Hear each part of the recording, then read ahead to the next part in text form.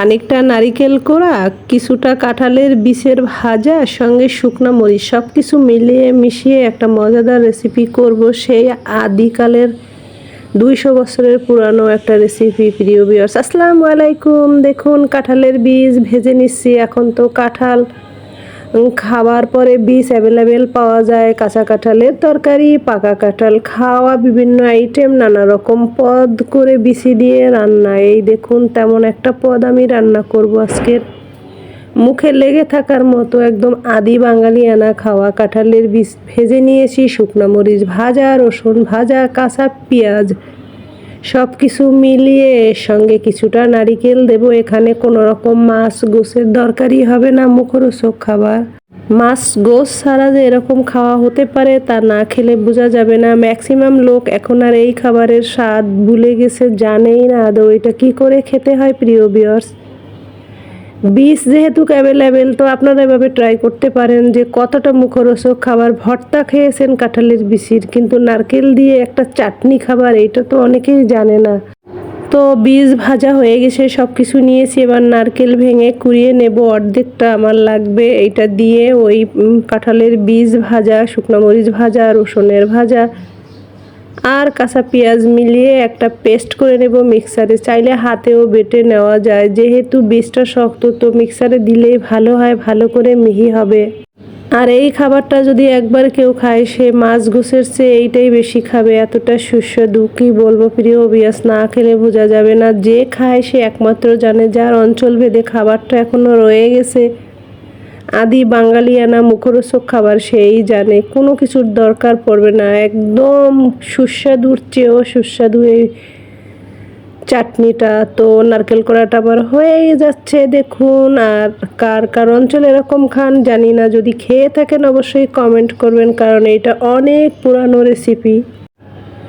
শুক্রবার দিন যদি মাছ গোশ সব কিছুর পরে এরকম একটা ভর্তার আইটেম থাকে টেবিলে, সব পরিবার পরিজন নিয়ে খেতে, তখন মাছ গোশ ফেলে এইটাই খাবে সবাই, জানি আমি।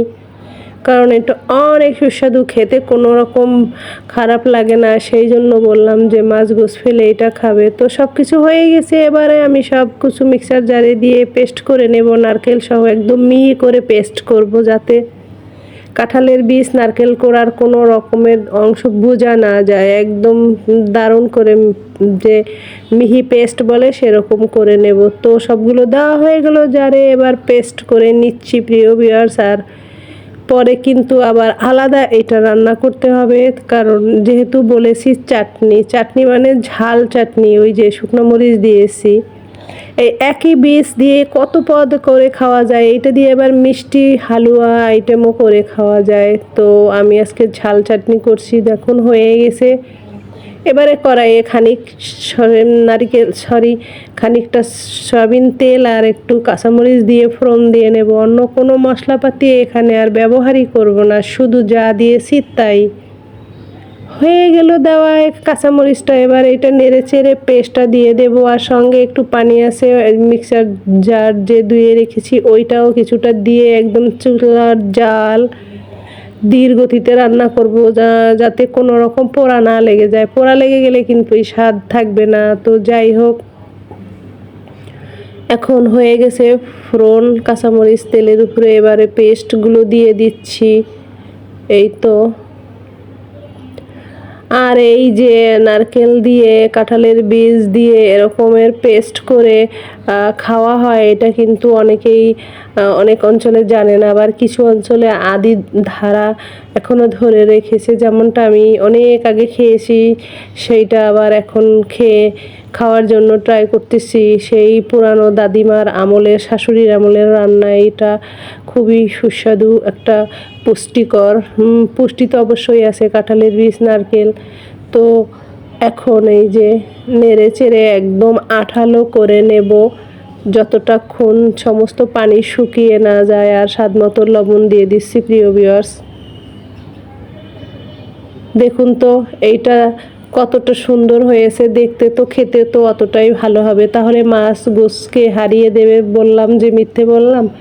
মোটেই ভুল বলিনি।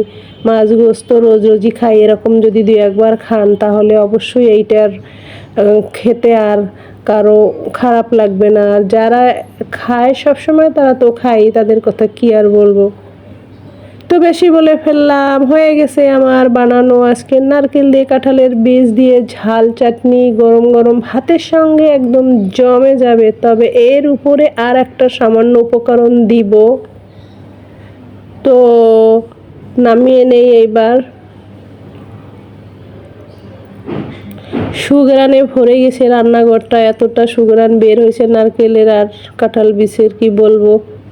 হয়ে গেছে আমার আজকের চাটনি, ঝাল চাটনি কাঁঠালের বীজ নারকেল দিয়ে। এবার বললাম না একটা উপকরণ দিব, এই দেখুন সামান্য সর্ষের তেল দিয়ে দিচ্ছি।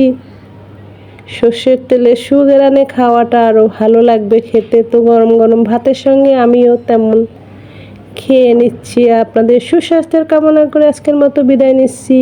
কেমন লাগলো আজকের এই রেসিপিটা কমেন্ট করবেন কেমন। আল্লাহ হাফেজ।